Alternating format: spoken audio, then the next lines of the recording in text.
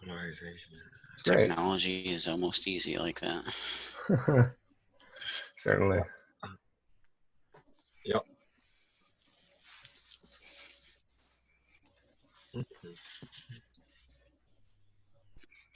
All right. Just waiting on the others. I did send this at 1:58 p.m. right now, so it might take them a while to get the message. Make an add everyone. Huh? Like I posted on the physics convention Discord.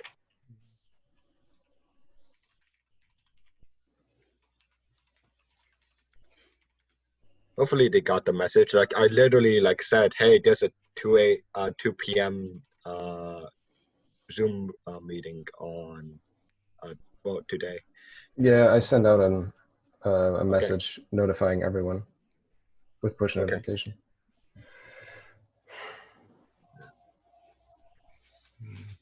Yeah. Okay. Yeah. Okay. All right. So should we start off right now, or should we wait for others? I mean, that's up to you.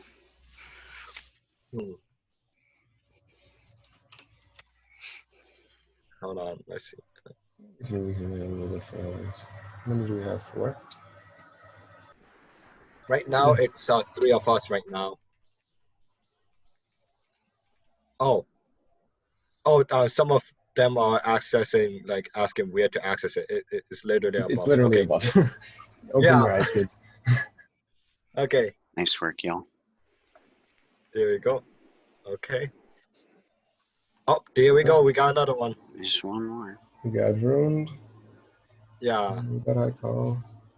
There's another one. Okay, I think some of them couldn't see the info. Yeah, they're starting to pile in now. Yeah, okay. Oh, there we go.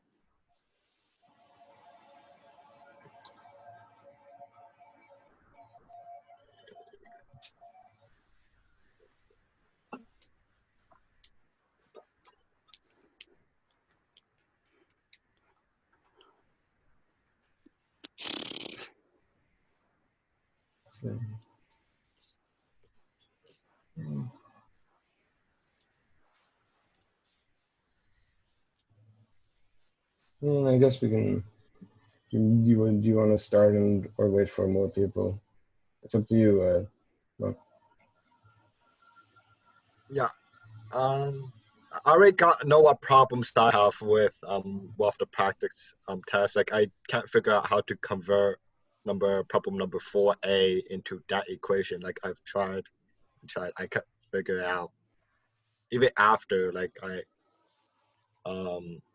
I knew the answer. Let me look at this quiz. Yeah. Can we do problem 4A, because I know along with me a couple of other students had that problem even after they were shown the answer. Yeah, let me take a look at it. Okay.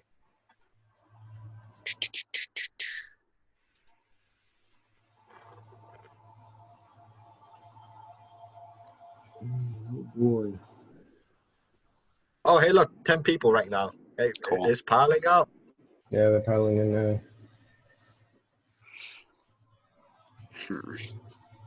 Oops, accident. Not that one. It's this one.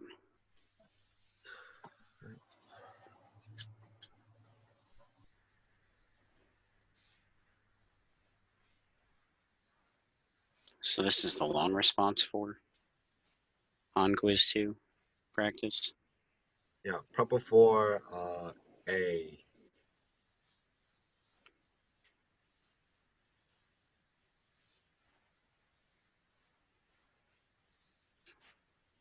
The one with the wedge? Or the other one? The spacecraft has a length of 100. Oh, why am I looking at this? Is this quiz 1? Oh, this is quiz 1. I clicked on the wrong link. There it is. Quiz 1. This is quiz 2 sample. Edit. There we go. Spacecraft. Spacecraft has a rest length of 100 meters, passes over an antenna on a lab measurement station, According to the clock in the lab, it took 0.2 microseconds for the spacecraft to pass over the lab. How fast was the spacecraft moving with respect to the lab? Okay, so the clock in the lab measured it at 0.2 seconds.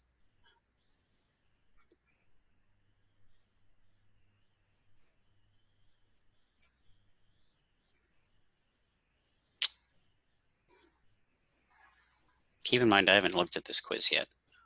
Yeah, I know. So. Yeah. Even after I looked at the answer, I was still very confused about it because I couldn't figure out how you convert v into square root of 1 over t delta t over delta L squared plus You 1 just have c to squared. rearrange the equation that is, it's v equals all that stuff, and you rearrange it to equal just v. I did it I after did our discussion last I tried doing the Thursday. rearranging. Did I do If you something wrong rearrange with it, if you rearrange it, it comes out to that. Okay. So do you want to share yours? Is that a solution that works for you? Can you share that, please? I had trouble rearranging this.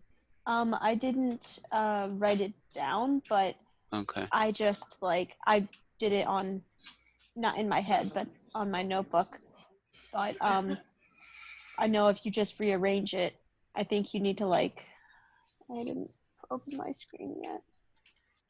I don't have it open on my screen yet. But yeah, if I rearranged it. I squared both sides and I moved things over, and I got it to equal that equation that they have, which makes sense. Although I was wondering, the velocity it's not different for either. We're solving for the velocity with respect to the lab, so we're not worried about the velocity that not the spaceship thinks it's going, but the person, because the person on the spaceship doesn't think that it's moving at all, so it's just the v that we're solving for, right?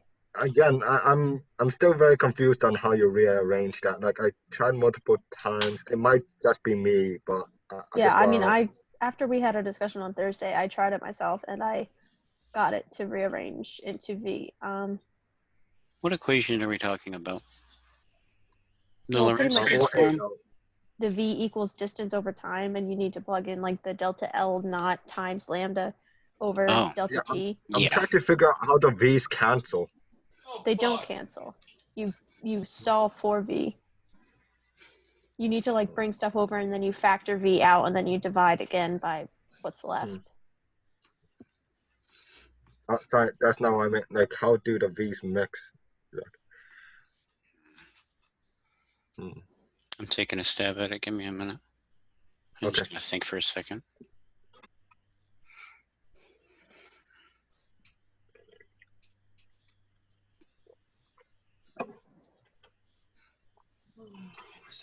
Yeah, first you need to multiply by the delta t, divide by the delta L naught, square root both sides, bring the v squared over c squared over, factor out the v squared, and then from there, I think you can bring everything else over the other side. Okay, this is a spicy one. I like it.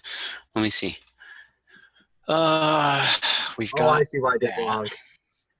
Yeah, I forgot it was v squared. That's why I did wrong. Okay. Yeah, and then once you do that, that solves for the velocity. Yeah, so it will be v squared delta t, etc. Yeah, okay.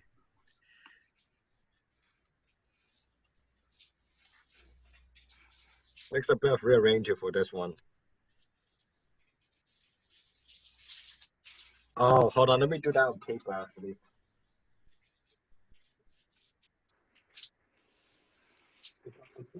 Now, I think I just remembered something. All right, so v squared.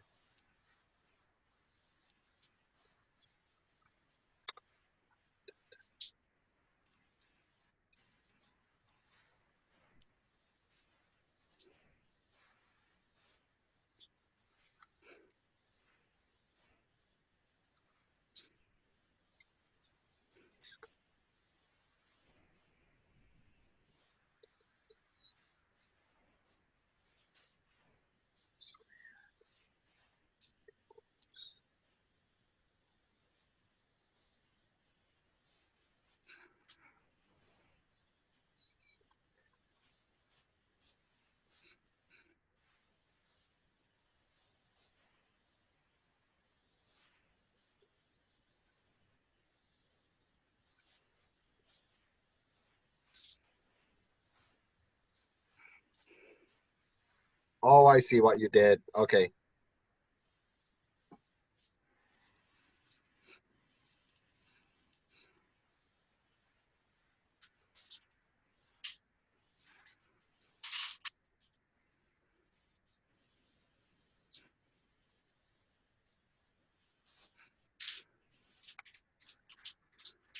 Oh, okay. Yeah, no, I got it now. I did it on paper. I think I just forgot to square the V. You share your solution. Yeah. Oh, I did this on paper. Hold on. I can't do that. Hold on. It's easier if I just Google Paint this and share screen. I Oh, think you should. hold disabled attendee screen sharing. Can you Oh, hold on. enable screen sharing? Yeah.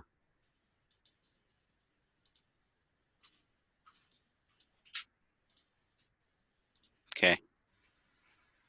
All right. Screen share.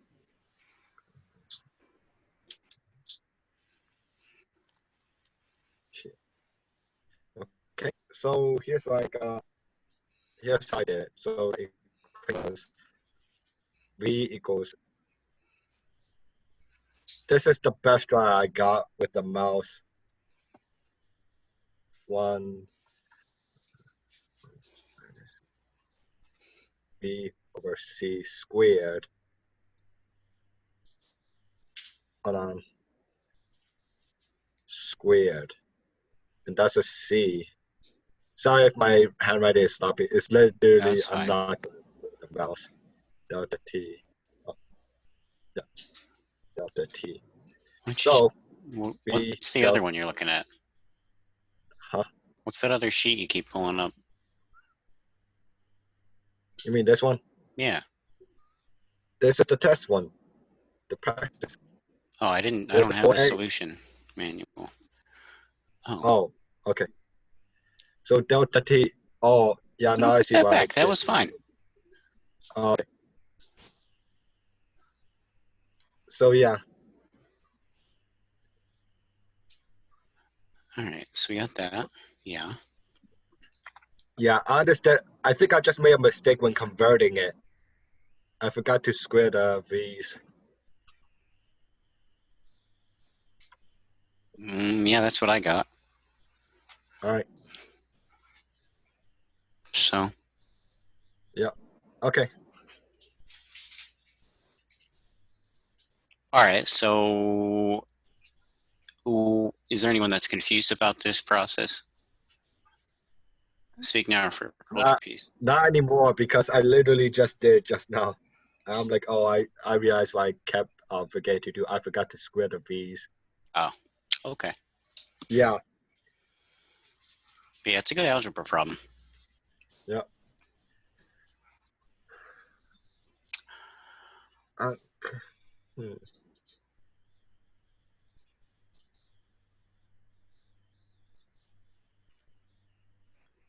Can I show how you do it? You can unmute yourself if you want to talk. This is, informal. We can just chat here. Oh.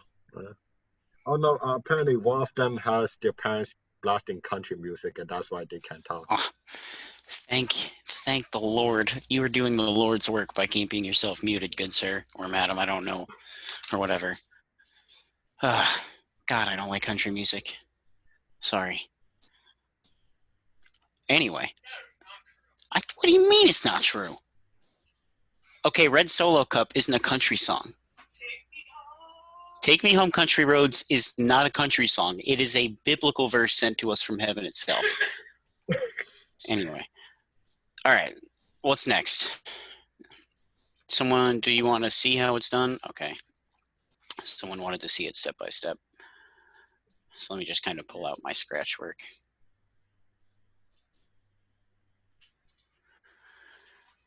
All right. So we start with the basics, write it down just in case. We know from their perspective, the lab's perspective, we're going to have, labs apparent, what they see as velocity, what they see as distance, what they see as time. We don't have what they see as distance. We see what the spaceship sees as distance, so we can just replace in with the spaceship's distance over gamma. Spell out gamma, because again, V here is what they're going to see, obviously. So then you square both sides and then separate out terms here. These D's here are all supposed to be D naught, actually. Let me fix that.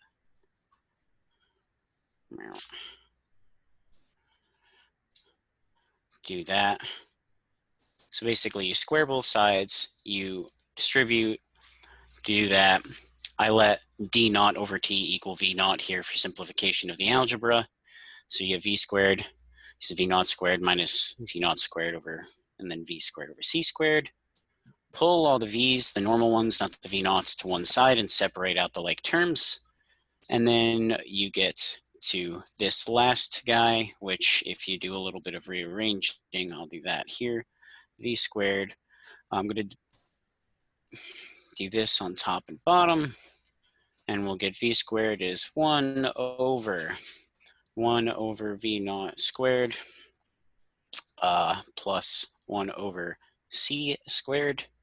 And then I'm going to let 1 over V naught is equal to T over D naught, like our definition above, just replacing it back and putting the reciprocal in. And then we take the square root of everything and we get that V is 1 over square root T over D naught quantity squared plus 1 over C squared. I think that's what you had, right? Roughly. Yes, no, maybe so. Yeah, this is exactly what we got. Okay, cool. Can you explain another thing to me? When do we use delta L square root of, delta L square root of 1 minus V over C squared, and when to use delta L over square root of 1 That's V the over same C thing. squared? These are the same things. It's just different ways to write the same formula. Okay. Let's see.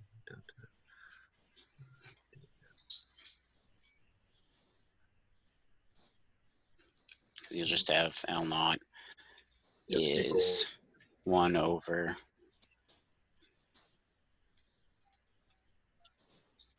and then you'll have L is. Oh, okay. So L naught is the observer, and No, this is proper. Proper. Okay, hold on. So that's the proper length, and that.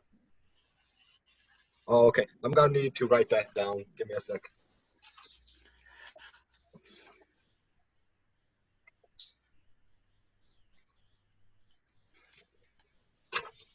Yeah, L naught is the essentially the measurement of the object in its rest frame is the proper length. All right. So rest frame is all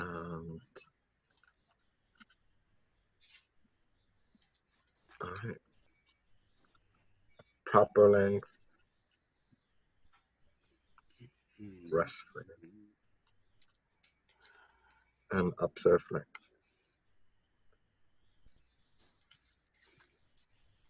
Wait, so would observed time be delta T equals 1 over 1 V squared C squared delta times delta T naught? It's essentially just the same thing, but with the reverse order. Oh, reverse. Okay. Yeah. So. Oh, geez. Delta T has the reverse Yeah, order. right here. These two guys. Okay. And okay. Oh, okay. I see. Proper. All right. Thank you. That actually clarified a couple of things up for me. Good. I'm happy to help. Ah, okay. So proper. Oh, okay. That's how. Where is this? Is the solution manual online? No, he posted it on Be Learn for us. Oh, okay. Yeah. Also, can you answer how that works as well? Hold on. I'm just gonna post the. Oh, it's on quizzes. That says Oh, it's on the quiz. quiz. Yeah. No, that's not the right one. That's the quiz info. I'm on the wrong thing. This one. And the sample quiz 2. Oh, I got the sidebar. That's where it was. Quiz. Sample solutions. Spicy. And yeah, can you explain number 4? Because here's how logic that the lower the angle, the higher the resolving power, because it is looking towards a specific area. That's how logic that. All right. Because This I has know to what do. equation it uses. It's angle equals 1.22 lambda over diameter. Yep, that's the thing I used. All right. So you're forming an image on a photographic plate of two closely spaced objects using a lens of diameter d and a light of wavelength lambda and frequency f. Which of the following options would you want to choose to increase the resolving power of your camera? Resolving power is essentially how small of an angle you can get to. Yeah, that's what I thought. Yeah. I just wanted to verify that. Yep. Okay. So, theta gets smaller, which means you don't want to go buy a new camera. And this number isn't going to change. So, this has to go down. Yep, and number 1 is pretty easy. Every time a unpolarized light goes to this is just a fact. Yeah, this isn't really math. It's just a thing. Yeah, and if it's like two polarizing intensities, it's just one angle minus the other angle squared times the previous intensity. Which is it's pretty easy to do polarization. I mean, is that all on the? Yeah, that's like this is a free. This is a free problem. Yep. And then you got this. Cool. Yeah. Okay. All right. Let's see. I remember I had a couple of questions on the notebook. Just let me look at this. Hold on. Anyone else got any questions in the interim? I had a question about 2A. All right, go for it.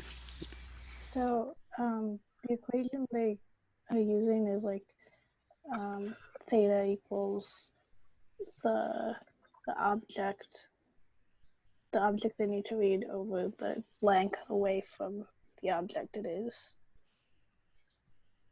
But wasn't it sine theta? Yeah, no, that's because the one of the distance is really large and one of them is really small, so you can use that rule of W. So like if the length away from the object is really large and the object is really small, then you just use theta. Yeah. Okay. Yeah, that's one of the problems we ran over. That's kind of like the. Yeah, go look up the one with Jupiter in it. Yeah, it's W over H. Hold on. I had a couple of questions that I read from the book that I had. All right, hold on. I'm going to give other people a chance to speak. There's 10 people here. Anyone else want to talk? Feel free to speak up.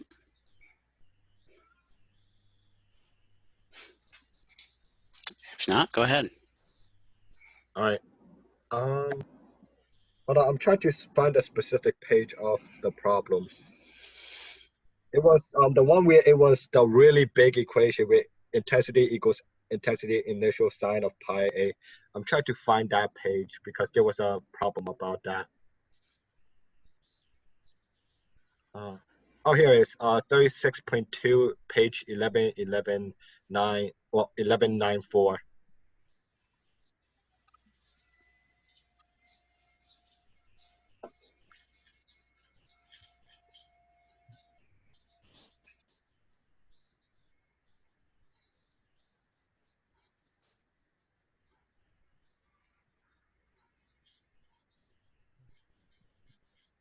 Yeah, right down there. The example 36.2. Yeah, right this there. Thing? Okay. Yeah.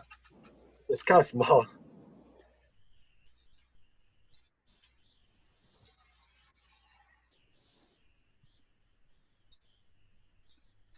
Okay. Intensity of the center of the fraction better sign.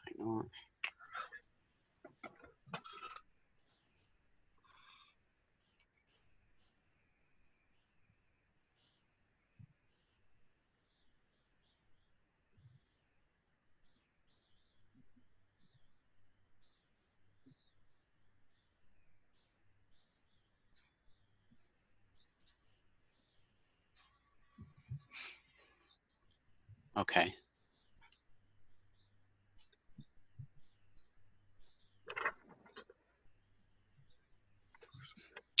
Let me look at this figure that it references.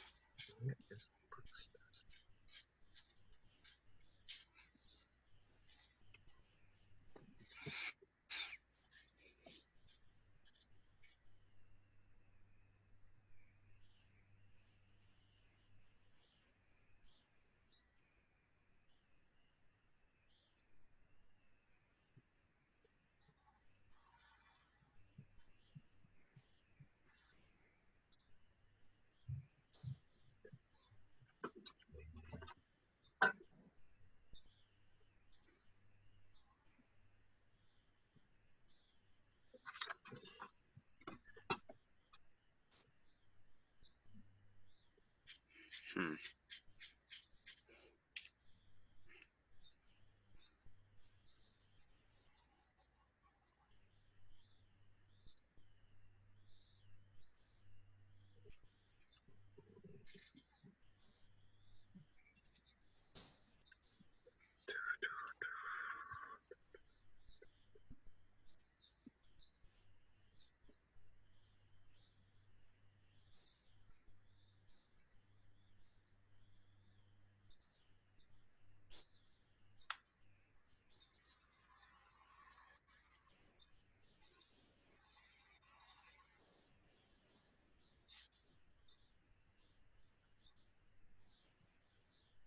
Hmm.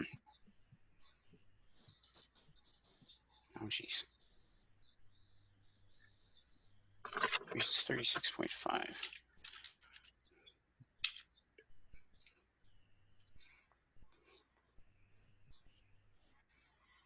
Maybe we'll go back.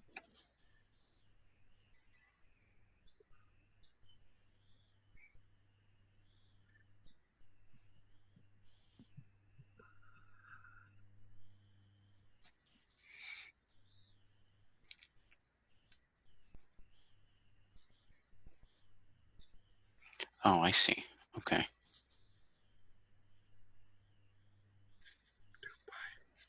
Ace.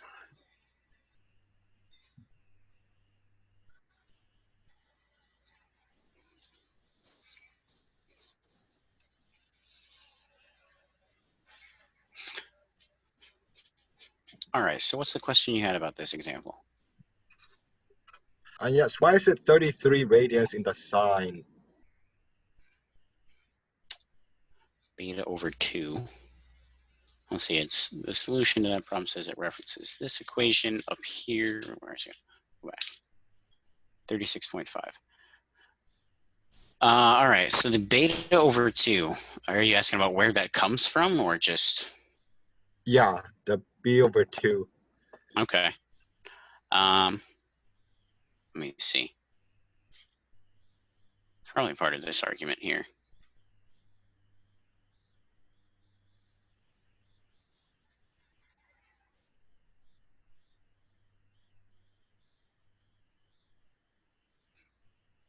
Oh wait, I think I see it. Never mind. It's the it's literally right there. The equation intensity Yeah. is. Oh, okay. Huh. That's All right. because the electric field from the light that is diffracted doesn't just kind of, ding at one spot and go straight. It goes and continuously curves. Oh, okay. And I see. Okay. And so if you use, there's basically a geometry proof that they skip over here that says if you take the arc of a circle and draw a tangent line to between 2 points, this angle will be twice this angle. So that's why you get beta over 2. All right. All right. I Mhm. gotta highlight that.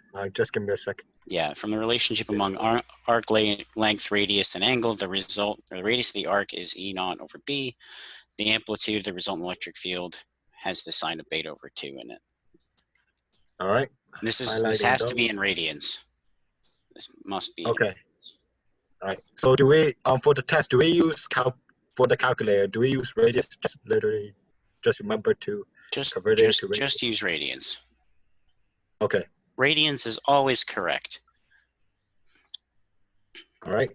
You can put both degrees and radians as your answers if you want, but when you do calculations, use one or the other. But for most things, I stick with radians. All right. Thank you. And I'm trying to find the one that is the Brewster's law.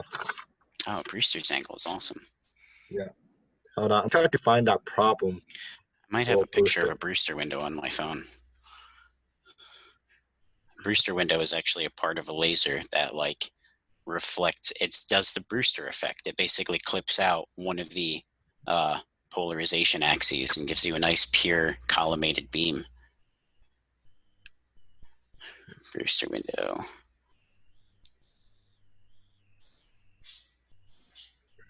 Where is that? Hold on. Sorry, it's taking a while. It's literally. That's fine.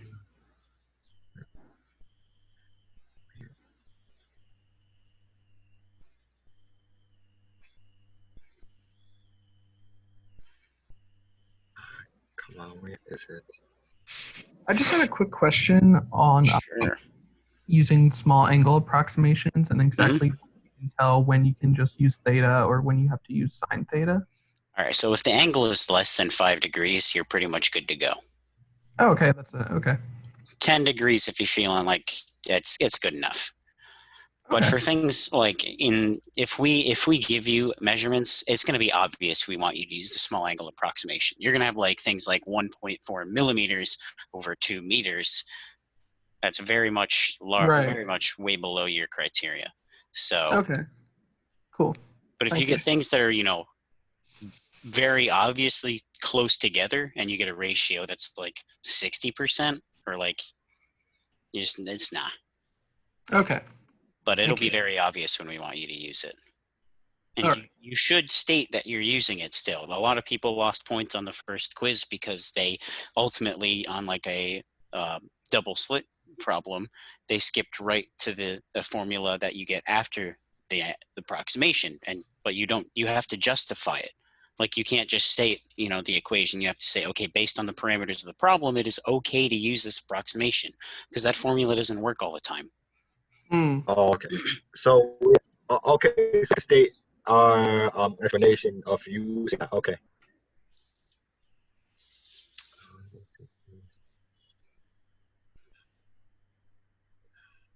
Um, sorry, I'm really sorry that this is taking a while. It's just really hard to find this in the book. Please.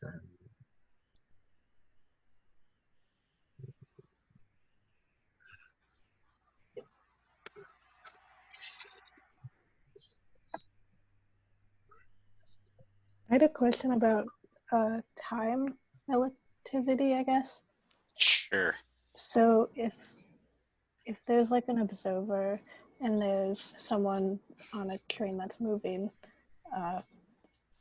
which, like, from what the observer measures, is the person on the train, is their time moving faster or slower?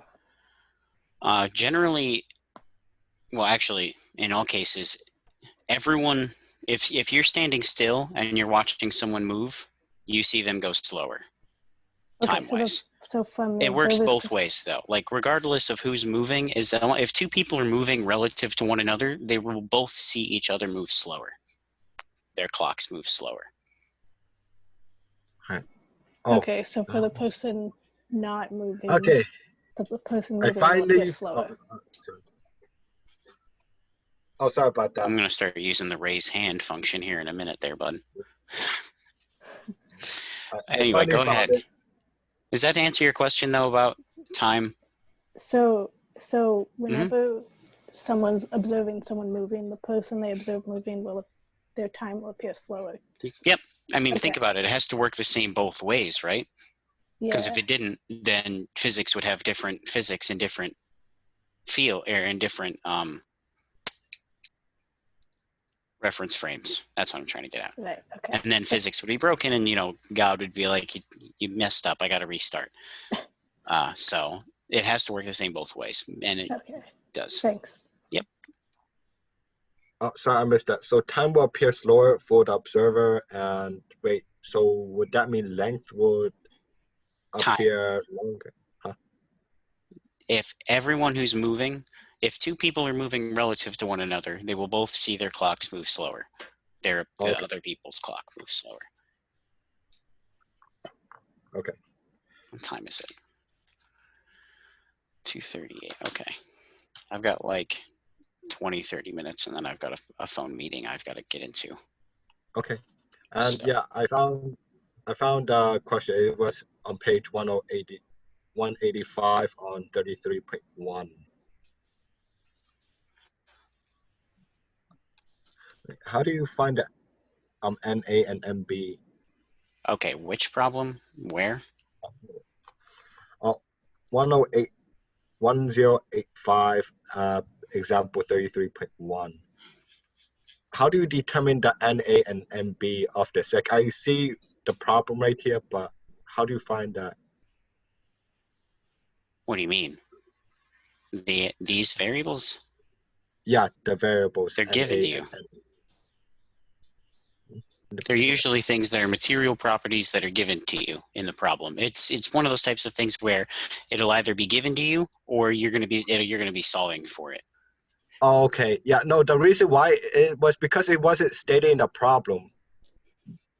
Oh, Like, yeah. well, I I was think like, wait, it actually was. I think though. yeah, see, in material, see, Yeah, it gives an explanation, but I mean, I think it's there, yeah. but that's just me. I mean, we try to state things clearly, at least when Okay. we put out the problems. So Yeah, I was wondering yesterday, like, I know how you find this. Yeah, I know how you find this, but how did yeah, you find NA and good MB luck based on the? calculating that from scratch. Yeah. Good luck. All right. Yeah. Thank you for that. Go write a textbook if you do that. All right. Anyone else have any other questions about anything? What was the average on the first quiz? I don't know. I think it was something like a 70%, which is, about average. I think he shared the statistics in the lecture. Yeah. So if you want to go check out the actual stats, they're in the lecture. But it was a nice Gaussian curve, good bell curve, about what I expected. It's pretty much this. It's pretty much looks exactly what I've seen in past terms, actually. Is there a way to view quiz? It should be on Blackboard somewhere. Like if you go to your quiz submissions, you should be able to go see our responses and feedback. It's all there. I don't know exactly how to do it, but yeah. It's just going to grades and click on quiz 1 for the physics. yeah, I think if you actually click on it in the grade book, it might be able to. There should be like a little drop down menu to like view feedback, something like that. If not, let me know and I'll see if I can dig up some info. Yeah, when you go to your grade, if you click on your actual score that's displayed, it will open up and you'll be able to see your feedback. Nice. Thank you, Jacob. Oh yeah, actually for problem 3A, is it 3 and 4 supposed to be on both sides, so it's going to be 3D or for the practice quiz? Oh Lord. All right. 3A. Yeah, because I remember doing something like this in recitation where you had so it's the third fringe where you have see 3D. here.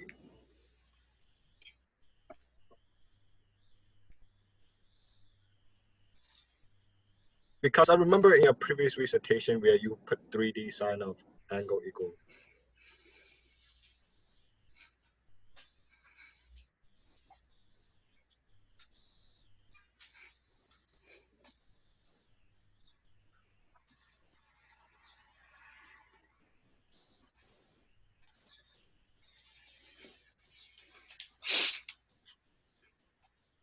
Okay. The third bright fringe of the light of one wavelength falls on the fourth order fringe from the second wavelength. What is the I don't see anything wrong with the solution. Oh no. I just wanted to review something. Wait, if you put 3 on one end, is it supposed to be like 3 on both ends? I remember something like that. The third bright fringe from, oh geez, No, you have 3 on both sides of the equation. Sorry. Why would there be a 3 on both sides of the equation?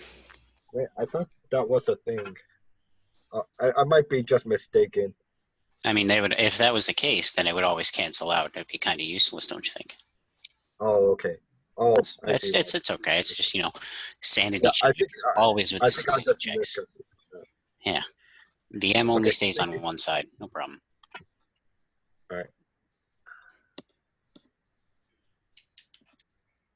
Okay, that's all my questions. All right. Anyone else got anything? I mean, I'll stick around for, you know, 20 minutes, 15, 20 minutes or so until I got that meeting to hop into, but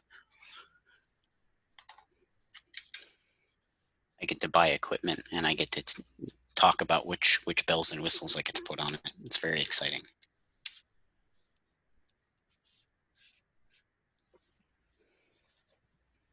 Can we go over 4A, Part B?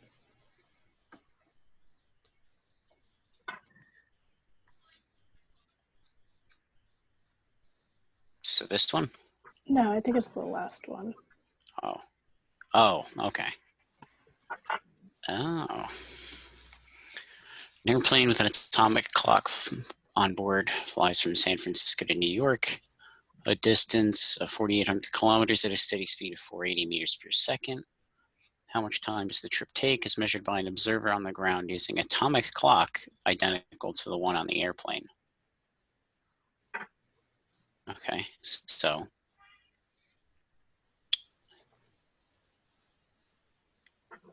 well, the observer is seeing the distance on the ground at this, you know, it's relative to them. So, you know, that is the correct distance, 4,800 kilometers. And speed is ubiquitous. They will both see each other moving at the same speed. So 480 meters is per second is fine. So that's 10 to the 4th seconds. Okay. And that would be, I guess, the proper time in this case. Actually, no, not the proper time. But part B asks, according to the clock on the airplane, would the trip take more time or less time than what you calculated in part A? What is the difference in time measured by a person on the plane and the ground, if any? Okay. So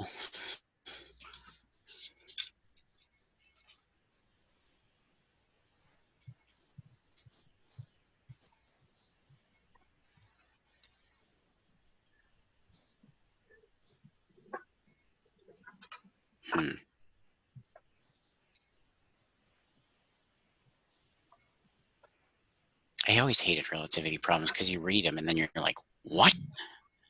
Yeah. It just, it doesn't click right away. According to the clock on the airplane, would the trip take more time or less time than what you calculated in part A? So I guess you're comparing like. It would take less time.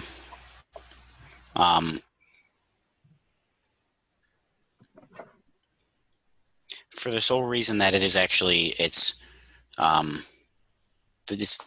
both people are watching the clocks run, and so everyone will see their clocks run slow. So I'm trying to remember the reconciliation of this paradox. It's been a while.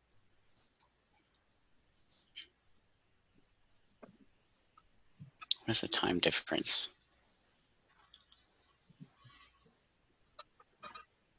Less time.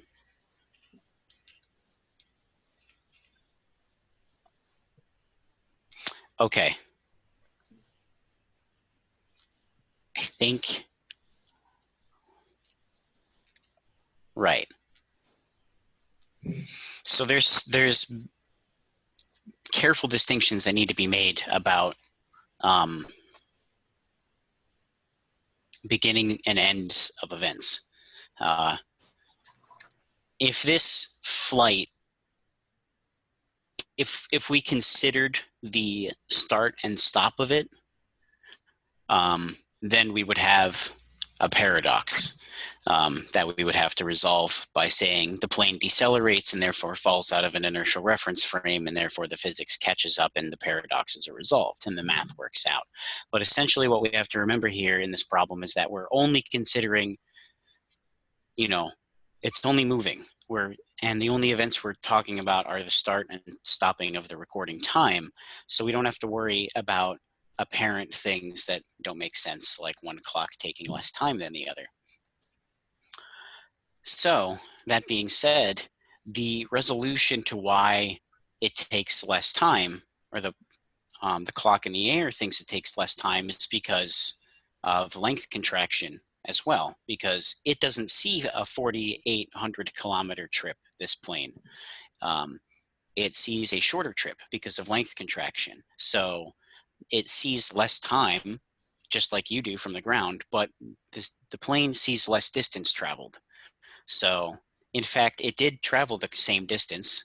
You know, it does cross that physical space, but it doesn't. It's weird talking about, you know, what happens past the end of an event is not something that should really be considered, but it always creeps back into your mind. But as like, you know, it's got to be part of the solution. But no, it is strictly just, you know, in flight. We're not worrying about after. So Okay, so let me rephrase this another way. It will see less time because you can think about it from the time and length go hand in hand here, and it's almost like this space-time thing is a thing that we're manipulating by invoking this relativity crap. And at the time and length contraction equations, if you've looked at them, they look like complements to one another. One has like the 1 over gamma, and one has the, you know, regular gamma, and that's kind of how the physics resolves these apparent paradoxes. The plane sees it takes less time because the plane sees it went less distance. But in fact, you know, both the ground people and the plane people are measuring the same trip. In terms of, you know, the mathematics here, this is just looking at the difference between the proper time and the plane time.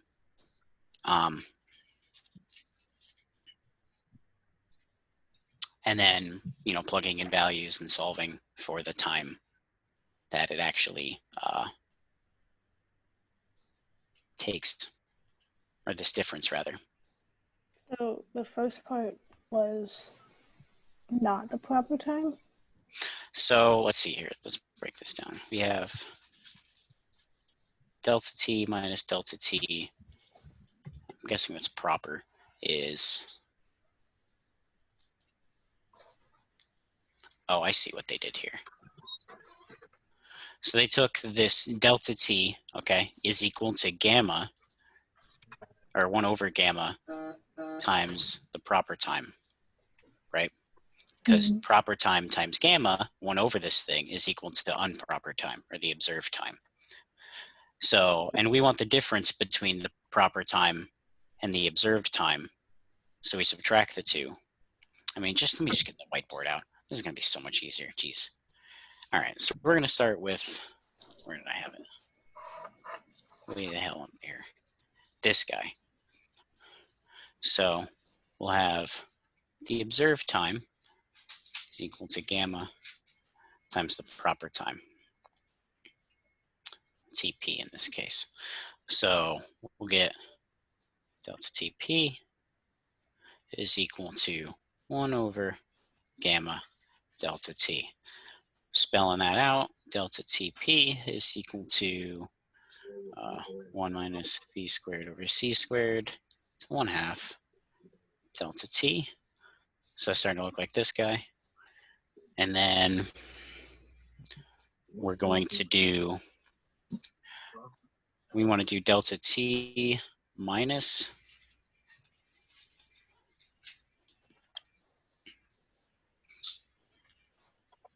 is equal to delta T minus this crap. So then what you can do is this term and this term have a delta T in it that you can pull out, and that's where you get this 1 minus from. So you get delta T minus delta TP, this actual change you care about, is equal to proper time, or the observed time rather, sorry, times 1 minus just 1 over gamma for now. And then it's just looking at here, that's kind of where the algebra gets to, and then you can solve, plug in the proper time, and then, yeah, you get this this time difference. But that's kind of the crux of the idea, is that you can always feel free to peel apart this gamma factor to get what you want out of it. It doesn't just have to be a mystery box. Okay, This is so weird notation though. for I didn't part, like, yeah. for part A, that's the time observed by the observer. Yeah. Okay. And then how do you get the delta t, like the second to last part? Oh, basically, you know, if this is equal to this, then delta t minus this is equal to delta t minus this. Okay.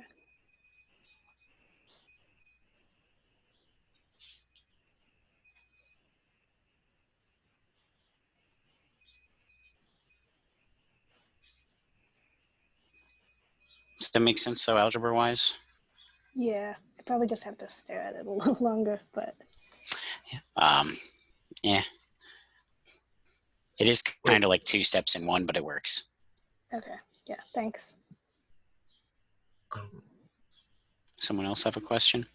Yeah, it's asking for what is the difference between the time measured by a person on the plane and on the ground.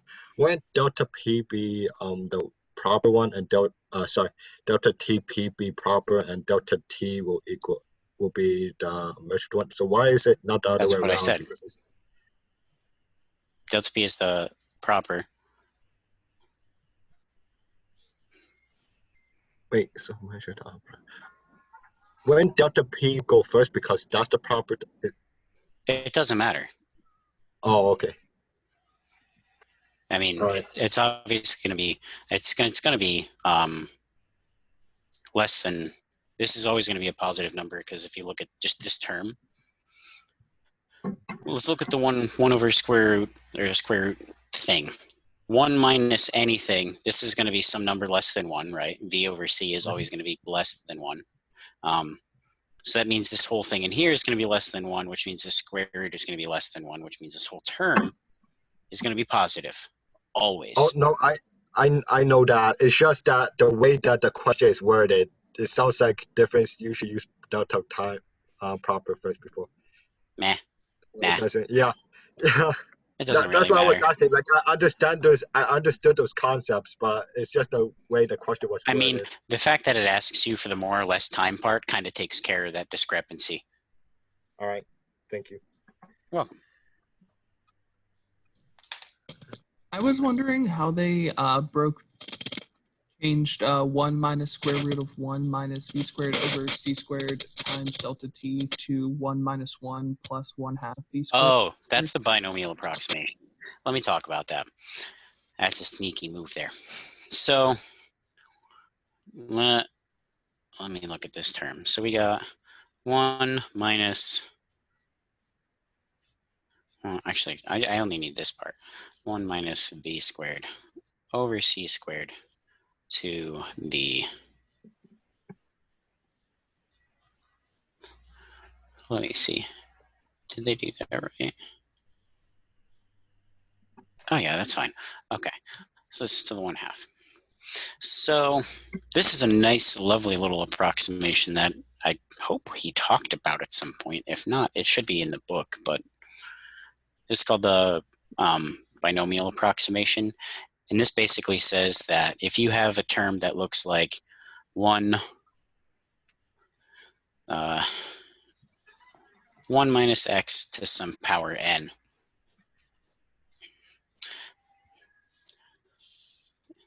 if x is much, much smaller than 1, so very tiny, then this is approximately equal to 1 minus nx. So to draw the kind of correlation here, we have 1 minus v squared over c squared to the 1/2.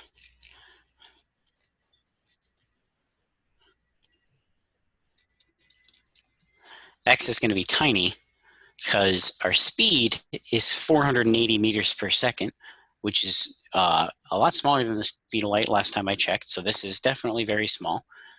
So then basically what they did is they pulled the 1/2 in, and they got 1 minus 1/2 v squared over c squared. And then to complete that, they put that into the 1 minus 1/2 v squared over c squared. And then you get the 1 minus 1 plus 1 over v squared over c squared. And then bang, bang, boom. Does that clear up the algebra? Yes, definitely. Thank you. Yeah, this binomial approximation is, oh, Jesus, is like super great, especially for stuff like this in relativity. For things with very small speeds, like planes, compared to the speed of light, then this is, I've used this a lot, particularly when I took my relativity courses, which were gruesome. But Oh. all right, I got time for like 1 or 2 more questions, and then I gotta go.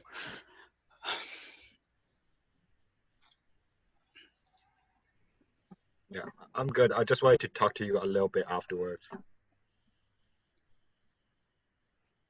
All right, well, I mean, it's speak now or forever hold your peace, or you can email Oh no, me. it's just about. Yeah, I'll just email you later then. Yeah, and sorry, I gotta get on this call, but if no one's got any more questions, I'm gonna bounce for today because I gotta go and call my advisor. I think some Thank you. people were wondering problem, if you yeah. would, if they could access the recording. Yeah, let me post that.